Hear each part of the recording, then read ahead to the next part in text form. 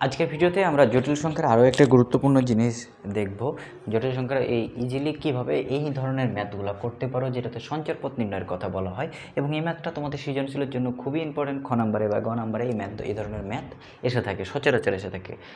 ঠিক আছে, 11টা বোর্ডে না আসলেও ঠিক আছে, তোমাদের অবশ্যই 3-4টা বোর্ডে এই ম্যাথটা আসে। মানে এটা খুব ইম্পর্টেন্ট। তোমার বোর্ডে আসবে কিনা তুমি জানো না, সেটা তোমাকে অবশ্যই ভালো করে করতে হবে। তাহলে দেখো, এই ধরনের ম্যাথগুলো করার ক্ষেত্রে তোমরা কী কাজটা করতে পারো। এটা কোশ্চেন দেওয়া থাকে Z= এত বা এরকম কিছু দেওয়া থাকে এবং বলা থাকে কি এর সঞ্চার পথের সমীকরণ নির্ণয়। তাহলে এখানে তোমার দুইটা কাজ করতে হয়, একটা সঞ্চার পথ বের করতে হয় এবং লাস্টে সলিউশন দিতে হয়, যেটা বৃত্ত না এটা সরল রেখা। তাহলে এটা বৃত্তের সমীকরণ হলে বৃত্ত বলবা, সরল রেখা সমীকরণ হলে সরল রেখা বলবা। এখন আমরা দেখি যেটা আসলে ক্যালকুলেশন করবো কীভাবে। তাহলে ক্যালকুলেশনের ক্ষেত্রে তুমি প্রথমেই করবা কি, জেডের মানটা বসাই দেবো উদ্দীপক থেকে। জেডের মানটা বসাই দিতে পারবো না, তাহলে কি আছে x+iy - 2 মোড রেখে দিলাম, মোড x+iy - 3i। এটুকু তো করতে পারো, তাই না?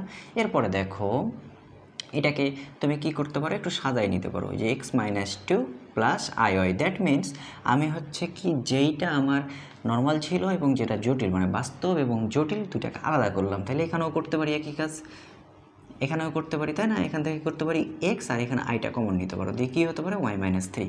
কথাটা কি বুঝতে পারছো? যদি কথাটা বুঝে থাকো তাহলে এখন দেখো উভয় পাশে তুমি কী করবা। তোমরা যখন মডুলাস নির্ণয় করেছিলে তখন নর্মালি কী করেছিলে বলো তো, যে a + ib থাকলে তোমরা কী করেছিলে √a² + b²। তাহলে আমরা ওই কাজটা এখানে করবো। তাহলে এখানে একটা রুট নিয়ে নাও। তাহলে এখানে কী ছিল x - 2 হোল স্কোয়ার শিওর, আর এখানে ছিল আয়ের সহগ কি y, তাহলে y² = তাহলে এখানে √x² + y - 3 হোল স্কোয়ার। আচ্ছা, এই জিনিসটুক কি তোমাদের ক্লিয়ার? এই জিনিসটুক যদি তোমাদের ক্লিয়ার হয় তাহলে এখন তুমি কী করবো, উভয় পাশে বর্গ করে ফেলো। তাহলে সাইড নোট দিয়ে দাও, বর্গ করে।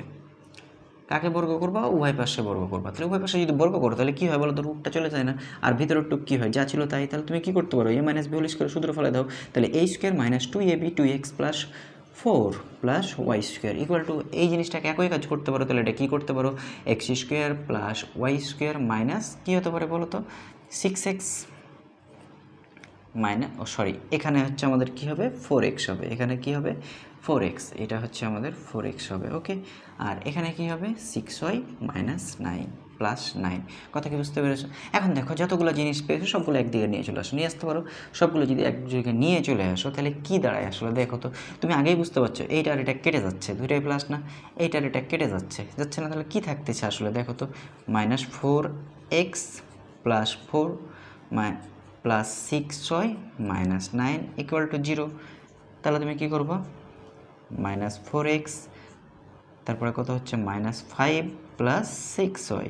তাহলে তুমি উভয় পাশকে মাইনাস দ্বারা গুণ করে দাও। তাহলে মাইনাস দ্বারা গুণ করো, অথবা কী করবা, মাইনাসটাকে কমন নাও। মাইনাসটাকে যদি কমন নাও তাহলে কী হয় দেখো, মাইনাস কমন নিলে 4x + 6y